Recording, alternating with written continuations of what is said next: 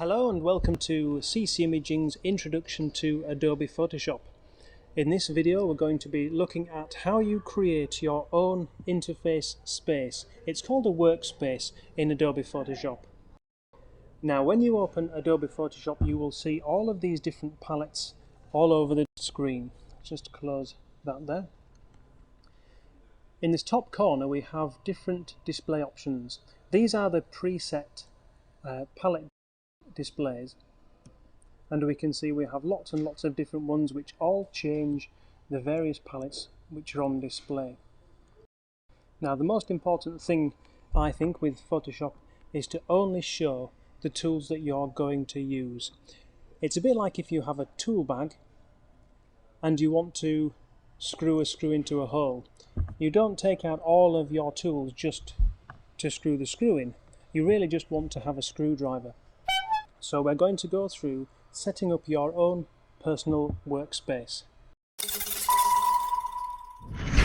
To create our own workspace, we need to go to the Window tab and decide which we do want to display. So as we see, when I tick these, they all start to appear on the right hand side and at the bottom. And I can turn these on or off by toggling with the tick. Depending on what really you want to achieve with Photoshop, you will choose which palettes you wish to display and which you don't wish to display. But for this exercise, I'll be using the ones which I find most useful.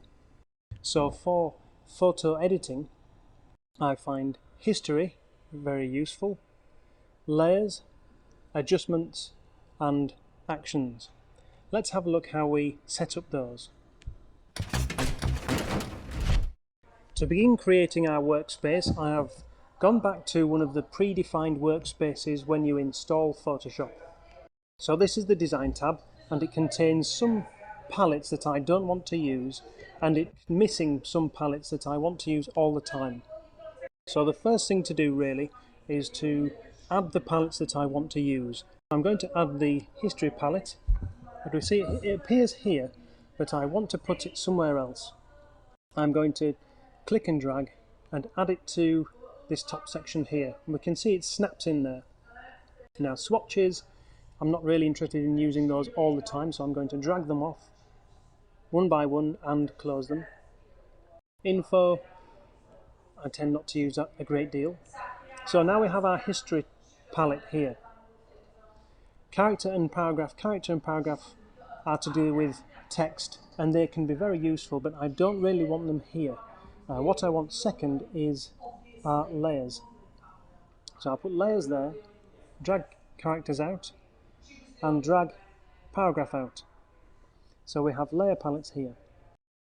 Now I also want something called layer adjustments, which we will cover in another video, but for now I will add it here. So it's adjustments. Again, it pops up in this side.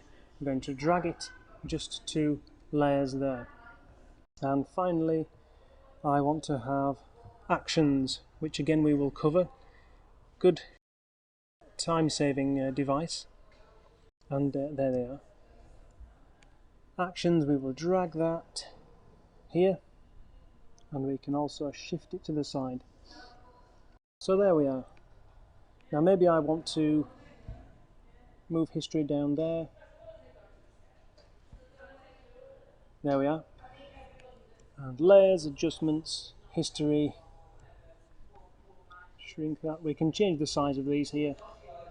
There we go. So that's probably where I want to have my palettes for now.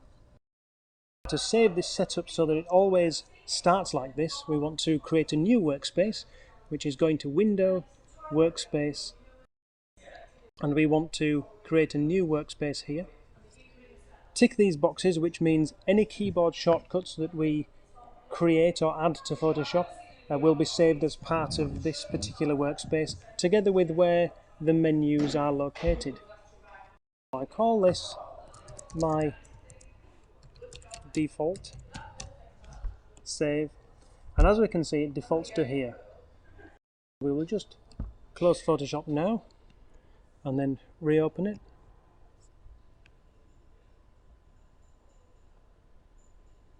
And here we are, my default, all as we left it. That's how we create a new workspace in Adobe Photoshop.